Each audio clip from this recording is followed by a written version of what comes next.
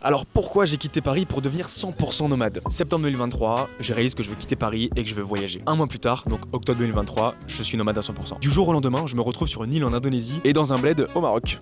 Bon, du coup, concrètement, pourquoi j'ai quitté Paris en un mois pour être 100% nomade? Alors bon, déjà, tu connais les clichés, hein, mais Paris c'est super stressant. Il y a beaucoup de monde tout le temps partout et ça j'ai du mal. Même un dimanche, quand tu veux chiller, le métro il est blindé, t'as des gens partout, c'est cher, t'as pas de nature, t'as beaucoup de béton, t'es pas super bien payé en CDI comparé au coût de la vie. Et puis surtout, ce qui me dérangeait le plus, c'est qu'en fait, la moitié de l'année, l'ambiance elle est badante quoi. Ça tire la gueule, ça dit à peine bonjour, les gens ils sont rivés sur leur téléphone dans le métro, à tel point que dès que tu sors de Paris, tu te dis ah mais en fait les gens ils sont gentils. Bah ouais, parce que t'es pas à Paris mon gars. Et puis quand j'ai commencé à télétravailler ailleurs, je dormais beaucoup mieux, j'étais moins énervé, moins stressé, moins frustré, je me sentais plus heureux, plus productif. Mon porte-monnaie me disait aussi merci mec. Et en fait je me suis rendu compte que voyager ça nourrit l'esprit, ça t'ouvre les horizons, ça te sort de ta bulle en fait et tu te rends compte que t'as 1000 vies possibles et qu'il n'y a pas que Paris dans la vie. J'avais besoin de mon ordinateur, d'un wifi, d'un sac ou d'une valise de 15 kilos et puis je suis heureux. Alors je suis parti. Et depuis ça a tout changé pour moi, j'ai jamais été aussi épanoui que maintenant. Si ce style de vie t'inspire, abonne-toi et on se retrouve dès demain pour le jour 45.